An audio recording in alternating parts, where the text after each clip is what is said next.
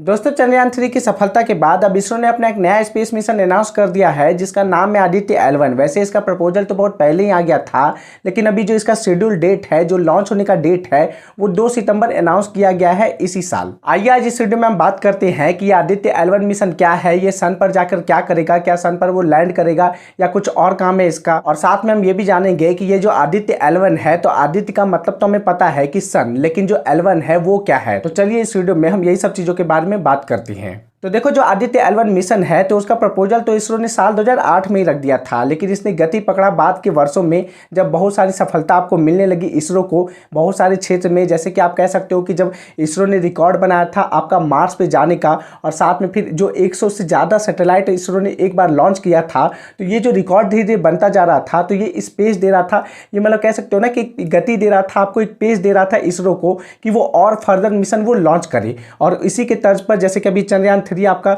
जो सफलतापूर्वक हमारे साउथ पोल पे लैंड कर गया मून के, तो इसने इसरो को और इंस्पायर कर दिया कि चलिए अब अगले मिशन के लिए भी हमें पूरी पब्लिक सपोर्ट करेगी और सरकार की तरफ से भी फंड मिलेगा। तो ये जो आदित्य L1 मिशन है, तो ये आप कह सकते हो कि मतलब ये इसरो का एक बहुत ही मतलब कि इंपॉर्टेंट मिशन है, और ये मतलब कि इंडिया के मामले में ये इंडिया का फर्स्ट स्पेस मिशन होगा जो सन पर जाएगा। और ये आप कह सकते हो कि ये इंडिया के लिए बहुत ही गोल्डन अपॉर्चुनिटी है पूरे मतलब कि स्पेस मिशन में अपने आप को एक सुपर पावर घोषित करने का। तो जैसा कि नाम से पता है कि आदित्य जो कि सन का संस्कृत वर्ड है, तो आपका श्रीहरिकोटा से वो 2 तारीख को लॉन्च होगा, और ये अर्थ से करीब 15 लाख किलोमीटर दूर जाएगा। और इसको आप ऐसे कंपेयर कर सकते हो कि जो आपका चंद्रयान जो आपका गया है, तो ये चंद्रयान जितना गया है तो उससे 4 गुना ये डिस्टेंस कवर करेगा। कुछ लोग उत्साहित है कि ये जो आदित्य L1 मिशन है, तो क्या वो सन पे भी लैंड करेगा? तो जी नहीं, सन पे ये लैंड नहीं करने वाला है। सन हमसे बहुत ज्यादा दूर है, 150 मिलियन किलोमीटर दूर है, और हम लोग ये जो मिशन भेज रहे हैं तो वो 15 लाख किलोमीटर तक ही भेज रहे हैं। हमारा ये जो स्पेस क्राफ्ट होगा, जो सैटेलाइट होगा, तो वो 15 लाख किलोमीटर तक ही जाएगा और वो जो जगह होगा जहां से वो सन को ऑब्जर्व करेगा, तो उसका नाम है आपका लैग्रेंज पॉइंट, जिसका है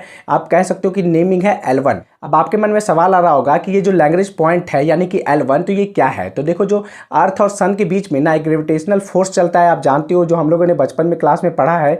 तो अर्थ और सन के बीच में कुछ डिस्टेंस ऐसा है जहां पर दोनों का फोर्स ऑफ अट्रैक्शन जो ग्रेविटेशन है ना, वो एक दूसरे को कट कर देता है। इसको आप ऐसे समझ सकते हो कि जो लैग्रेंज L1 पॉइंट है, तो वहां पर ना एक पार्किंग स्पॉट आप समझ सकते हो। ये सैटेलाइट जो हमारा जाएगा, जो वहां पर प्लेस होगा, जिसमें से कि ना ही अर्थ उसको खींच पाएगा और ना ही सन उसको खींच पाएगा, और वो एक पार्किंग स्पॉट की जगह तरह मतलब वो सन को ऑब्जर्व करेगा, आपका सन का फोटोस्फेयर, सन का आपका क्रोमोस्फेयर, और सन का जो आउटर कवरिंग है जिसको कोरोना बोलते हैं, जो आपका जो लाइट दिखता है, तो उन सब चीज़ों को ये स्टडी करेगा, उसको ऑब्जर्व करेगा, और वो हमें अर्थ में अपना सिग्नल भेजेगा, अपना मैसेज भेजेगा, जिसको हम अर्थ में बैठ के स्टडी कर पाएंगे। वैसे तो हमारे पास 5 लैग्रेंज पॉइंट है, लेकिन जिस पॉइंट पर अभी ये जो सैटेलाइट है वो जाएगा, तो उसका नाम है L1। इस मिशन में अब तक करीब इसरो के 400 करोड़ रुपए खर्च हो चुके हैं, और अभी आगे का और खर्च होना बाकी है।